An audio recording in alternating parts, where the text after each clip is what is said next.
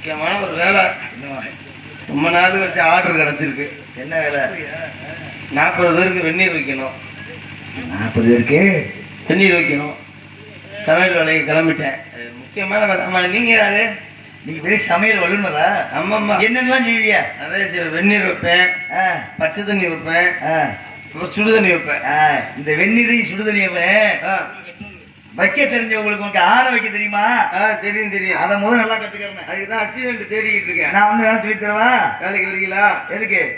நீங்கள் எனக்கு சுடு தண்ணி வைக்க சொல்லி கொடுங்க. அதை எப்படி ஆற வைக்கணும் நான் உங்களுக்கு தருவா? தினமும் 1 ரூபா சம்பளம்.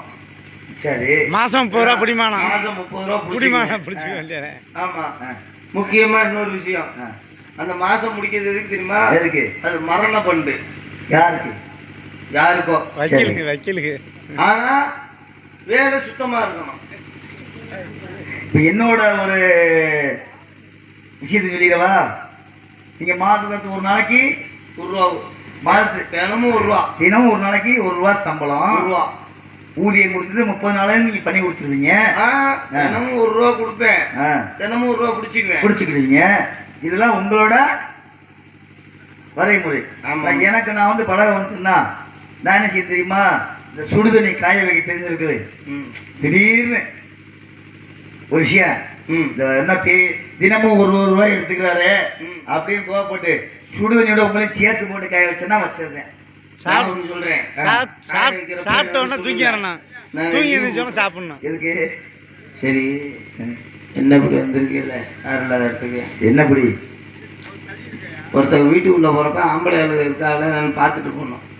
நீங்கள் பார்த்து வரைகிற ஆள் இல்லாத வீட்டுக்கு இப்போ நீங்கள் நான் என்ன கணக்கில் சேர்க்காதீங்க. ஏன் திடீர்னு சண்டை நானே போய் ஆம்பளை ஆளுகளை தான் தேடுவேன். வீட்டுக்கு ஒரு பள்ளி வந்தா துரத்துறதுக்கு ஆள் தேடுவேன். யாரை? பள்ளி ஆம்பளை. ஒரு கட்டர் வந்துட்டா கூட ஆள் தேடுறாள். நான் ஆம்பளை கிடையாது. ஆம்பளை ஆள். அப்போ நீங்கள் ஐயா ஆளுதா வீட்டுக்கு வந்துட்டு சவுடாரா பேசுறீங்களா? யாரு நீங்க? நானா வேட்டக்காரன். அப்படி சொல்லுங்க. வேட்டாளர்களுக்கு வீட்டுக்குள்ள என்ன வேலை? வீட்டுல இது உங்களுக்கு வீடா? எங்களுக்கு இருக்கிற இடம் தாங்க வீடு. அதே மாதிரி எனக்கு நான் போற இடம்புறம் காடு.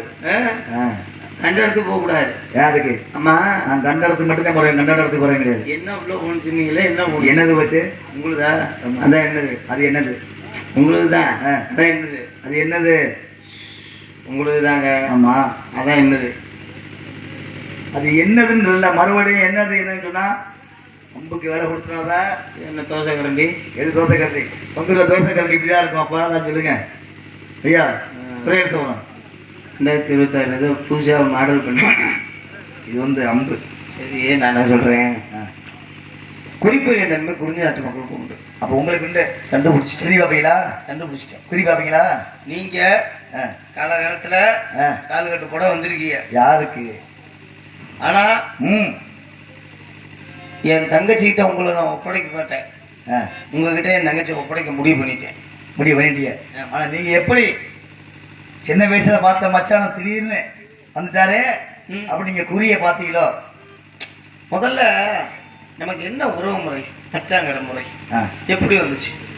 எப்படி வந்துச்சு? உங்கள் அப்பாவும் எங்கள் அப்பாவும் உங்கள் அம்மாவும் அண்ணன் தங்கை.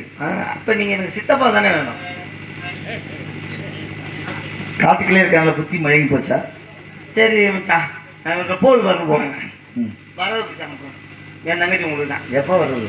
வரும் மச்சான். நீங்கள் போங்க. அந்த படிக்கட்டியா? அதான் நீங்கள் போங்க மச்சான். வரும் யசவந்தனா?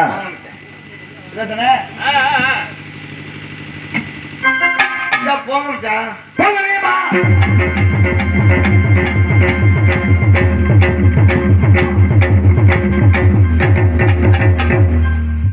அந்த பிள்ளை காப்பி போட்டு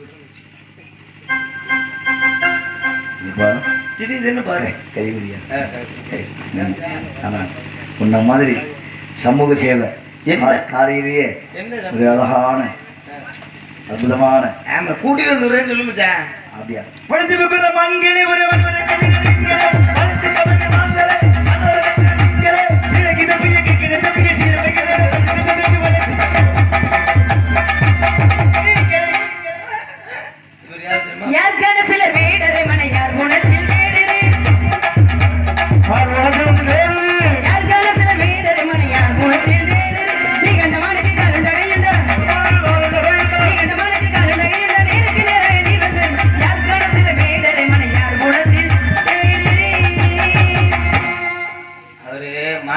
வந்திருக்கிறாரு.